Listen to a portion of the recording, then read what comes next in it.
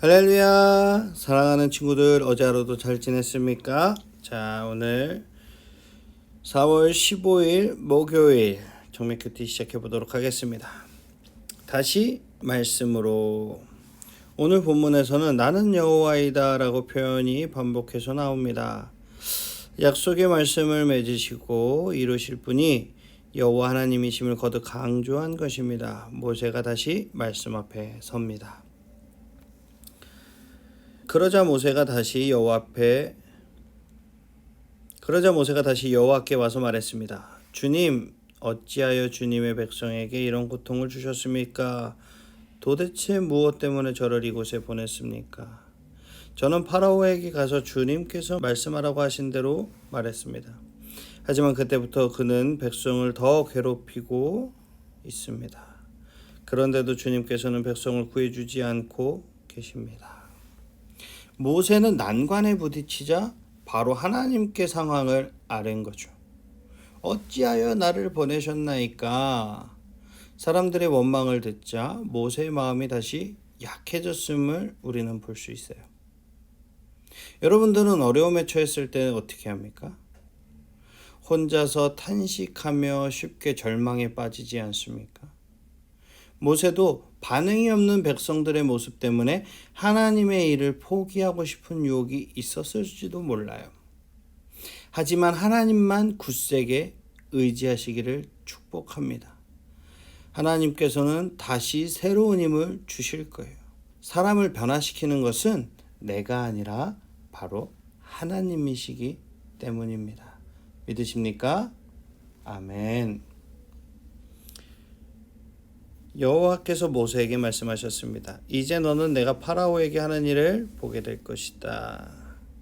내가 큰 능력을 보여주면 파라오는 내 백성을 내보낼 것이다.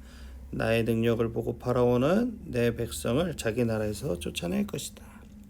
파라오의 불신과 안악함을 꺾으시는 분은 하나님. 그 하나님의 강한 손이 바로를 압박할 거예요.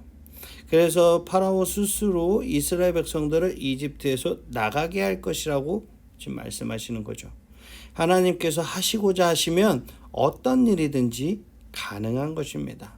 어느 누구도 하나님의 의지를 꺾을 수 없죠. 쉽게 낙심하지 말고 하나님의 강한 손을 의지하시는 우리 청소년부 친구들이 되시기를 주님의 이름으로 축복합니다. 아멘. 하나님께서 또다시 모세에게 말씀하셨습니다. 나는 여호와이다. 나는 아브라함과 이삭과 야곱의 전능하신 하나님으로 나타났으나 내 이름을 여호와라고 알리지는 않았다. 나는 또 그들과 언약을 세워 그들이 나그네처럼 살고 있던 가나안 땅을 그들에게 주겠다고 약속했다. 나는 이제 이집트 사람들이 노예처럼 다루고 있는 이스라엘 백성들의 울부짖음을 듣고 내 언약을 기억하였다. 그러니 이스라엘 백성에게 내가 하는 말을 전하여라. 나는 여호와이다. 나는 이집트 사람들이 너희에게 강제로 시키는 힘겨운 일에서 너희를 구해줄 것이다. 큰 능력으로 너희를 이집트 사람들의 노예 생활에서 풀어주어 자유로운 몸이 되게 할 것이다. 그리고 이집트 사람들에게는 무서운 벌을 내릴 것이다. 나는 너희를 내 백성으로 삼고 너희의 하나님이 될 것이며 너희는 내가 너희의 하나님이 여호와 하나님이라는 것을 알게 될 것이다. 나는 이집트 사람들이 너희에게 강제로 시키는 힘든 일에서 너희를 구해낼 너희의 하나님이다. 내가 아브라함과 이삭과 야곱에게 손을 들어 약속했던 땅으로 너희를 인도하리니 나는 그 땅을 너희에게 줄 것이다. 나는 여호와이다. 모세에게 자신을 여호와라고 계시하시는 그 하나님을 여러분들은 지금 보고 계신 거예요.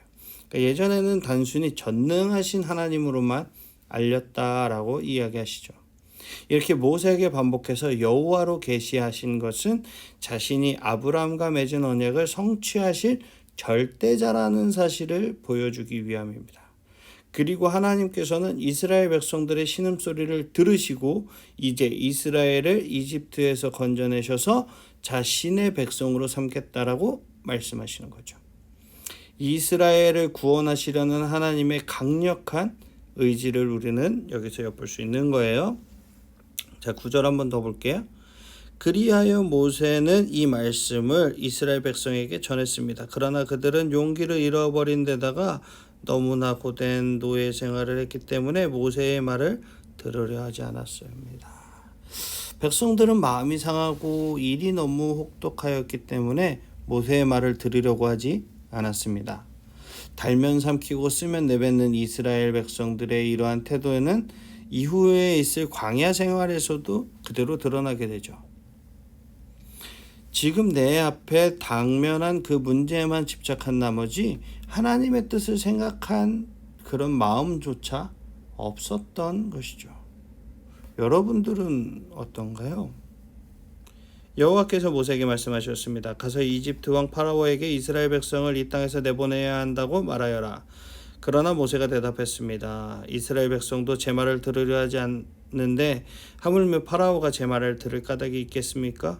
더구나 저는 말이 능숙하지 못합니다. 하지만 여호와께서는 모세와 아론에게 이집트 왕 파라오에게 가서 말을 전하고 이스라엘 백성을 이집트에서 인도해내라고 명령하셨습니다.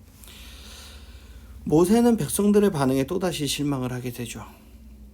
5장에서는 파라오의 반응에 실망하더니 이번에는 동족들의 반응을 보고 입이 둔한 자라고 스스로 자책하고 있는 모습입니다. 주위의 평가에 지나치게 신경을 쓰면 소신 있게 하나님의 일을 감당하기가 어려워요. 혹시 여러분들 이런 반응들로 주저하고 있는 일이 있나요?